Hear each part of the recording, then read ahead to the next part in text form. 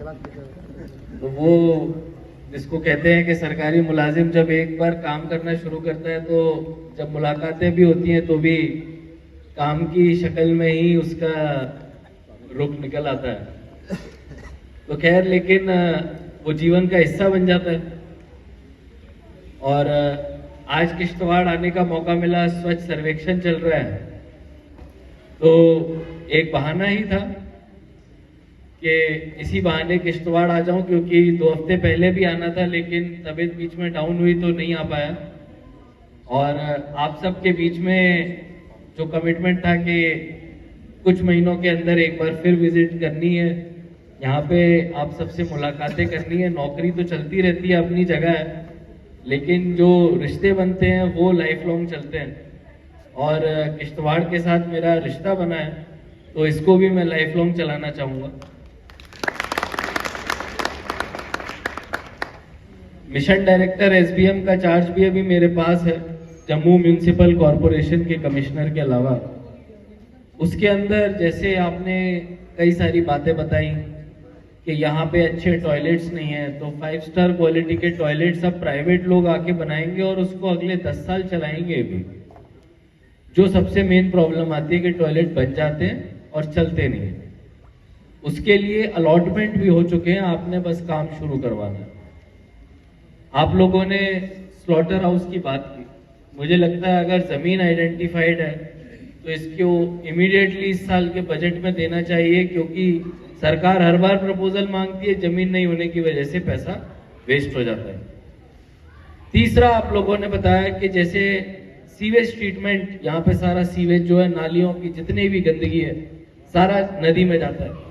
बाद में फिर हम लोग एनवायरमेंट की बाकी बातें करते हैं, वो सब ऐसी बेईमानी है। सीवेज ट्रीटमेंट प्लांट के लिए भी कोई क्राइटेरिया नहीं, कितना भी वेस्ट आता हो, ज्यादा आए कम आए। आप लोगों ने केवल अगर 1 MLD, मुझे लगता है किश्तवाड़ टाउन का ज्यादा से ज्यादा 2 MLD आपका वेस्ट आएगा। आपने केवल 2 कनाल जमीन ऐसी जगह पे देनी है जहां पर कि सारे पाइप्स आके जुड़ते हैं। ग्रेविटी के हिसाब से नेचुरल कोर्स होना चाहिए और वहां पे 2-3 मेन नाले हों, बाकी नालों को डाइवर्ट करके वहां पे ले आए। वहीं पे ट्रीटमेंट प्लांट लग जाएगा, बढ़िया आपका पानी डिस्चार्ज होगा, जिससे कि आपका आसपास का सारा पोल्यूशन खत्म हो जाएगा। फुटपाथ की हम लोग पहले भी बात करते थे, लास्ट ईयर जो ईओ थे उन्होंने प्लान में डाला था।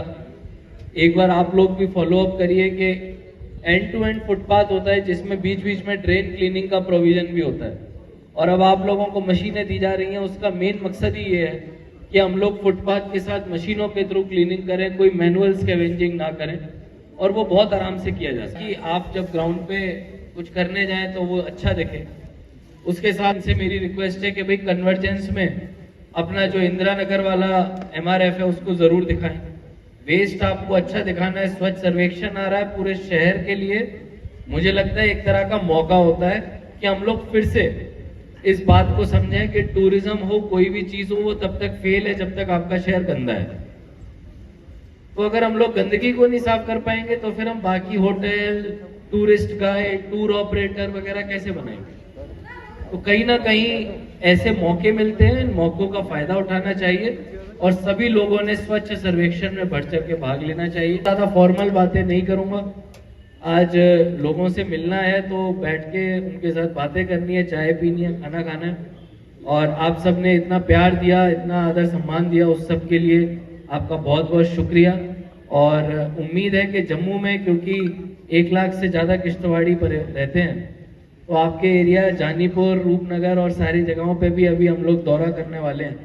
तो आपके वहाँ के भी जो कैपेक्स के प्लान हैं उनको भी हम लोग प्रायोरिटी पे ले लेंगे, ताकि जीएमसी जो भी ज़रूरी मूलभूत सुविधाएं हैं, चाहे वो स्ट्रीट लाइट्स हों, लेन और ड्रेन के काम हों, आपकी बिल्डिंग परमिशन है, सैनिटरी वाटर टैंकर्स, ये सारी समस्याओं को हम लोग सॉल्व कर सकते हैं। और उम्मीद रहेगी कि इसी तरह हम लोग सभी टच में रहेंगे, एक दूसरे के किसी ना किसी तरह काम आए, अपने खुशी और गम में एक दूसरे के साथ बातें बीच बीच में होती रहें और ये कारवां आगे चलते रहे। Thank you so much. जय हिंद, जय भारत।